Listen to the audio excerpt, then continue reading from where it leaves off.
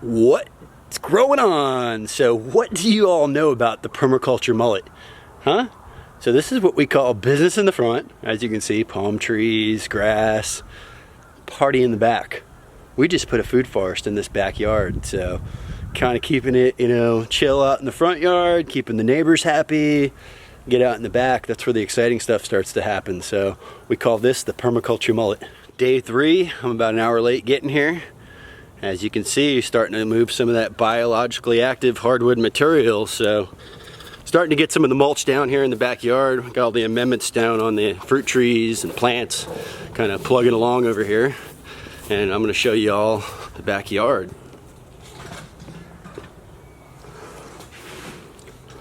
About 10 a.m., sun's just coming over the house. Haven't had really great lighting here for film work. Can't seem to stay out of my own shadow, but you can see we're getting about a 3 or 4 inch base down on all of the paths. And you can see the remnants of some of the azomite, fertilizer, compost around the plants on this side. So none of this side has had any mulch put down on it yet. A little bit of compost in that small banana pit. Just 1 banana and a turmeric. We're not really going to overplant that with like you normally would 3 on a banana pit. Eventually these Barbados cherries will grow together. Stripped that mulberry yesterday, it was getting a little dried out. You can see the 3 graceful bamboo are in the ground back here.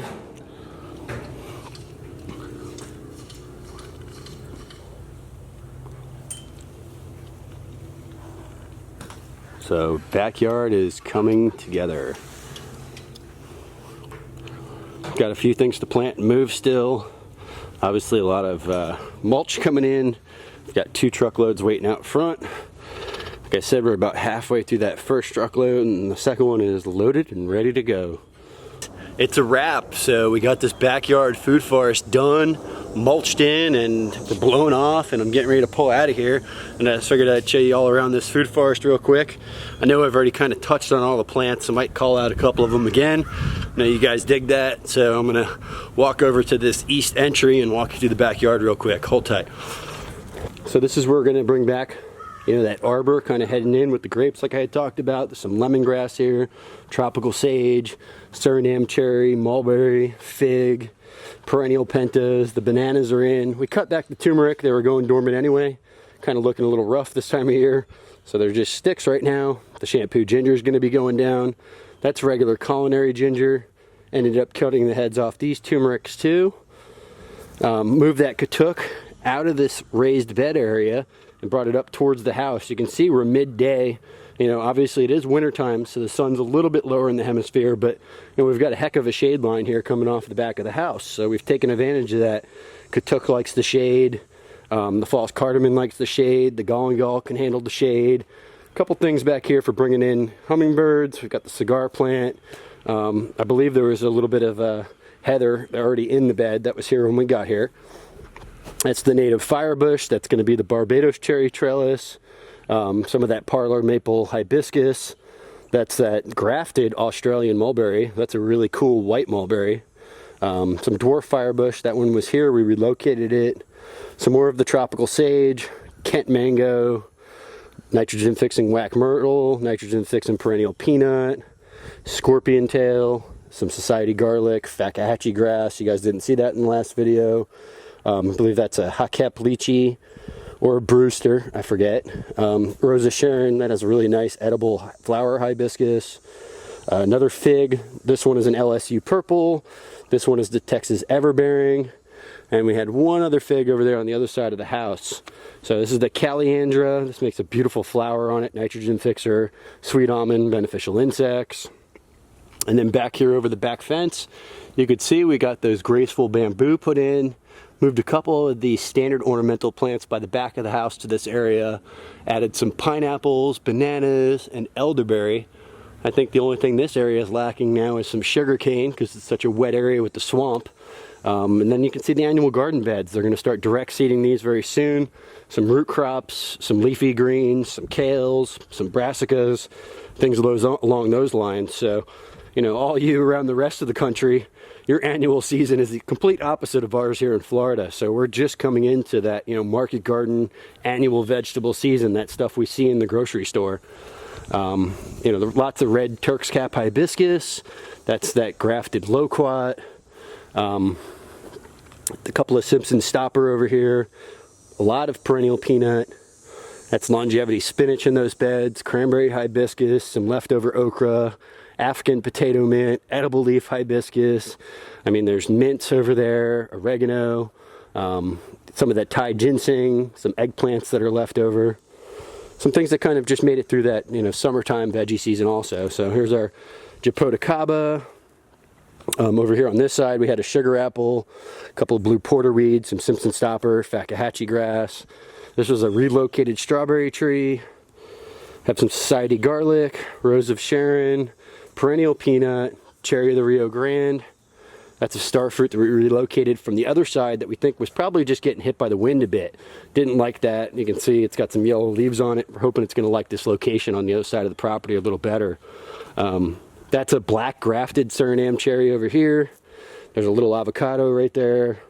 Wax myrtle, lemongrass. 2 small peaches over here. Those will be pruned and kept very small in the space. And you know, everything was planted in this space with the idea of being pruned, of being maintained, and not actually being able, you know, to get to the maximum height that some of these plants could achieve. So obviously, if we were to let a lot of this stuff grow up to a full height, you know, management would be tough, accessing the fruit would be tough, and probably overplanted the space if we planted them to let them get, you know, full size. I don't want to leave this guy out. Also have a bay rum back here, but I'm on the back corner of the property. And this was 3 days. Today we had an extra set of hands out here, so that definitely helped out with the mulching process. We brought in 35 yards of hardwood mulch, 4 yards of organic compost, 6 buckets of worm castings and biochar. Those all went on the fruit trees. And then we used our normal blend of sustain, azomite, ash, pretty much add a green sand on this one on all the fruit trees. So everything got fed here pretty heavily. Everything's been getting hand watered. There is no irrigation here. This is very much so, you know, mimicking that forest-like system.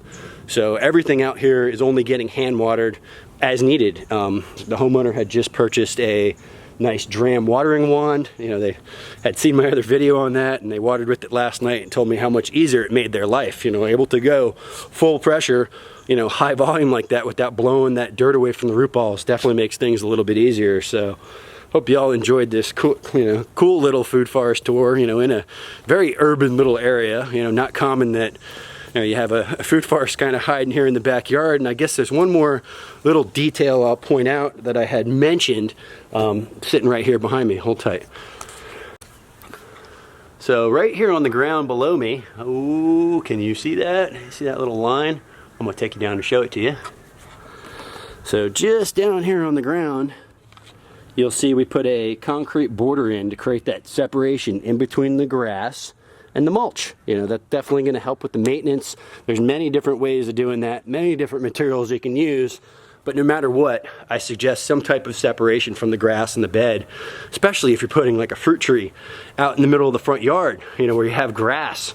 You know, the guy with the edger, the guy with the weed eater, the guy with the mower is less likely to hit that if you have something there to protect it. So that's a game changer. Like, really, that's one of the first things I noticed with my attention to detail coming from that, you know, maintenance background of cutting grass and seeing trees get destroyed on the regular basis. So this is a really cool project, really awesome homeowners. They've been out here involved with us the entire time.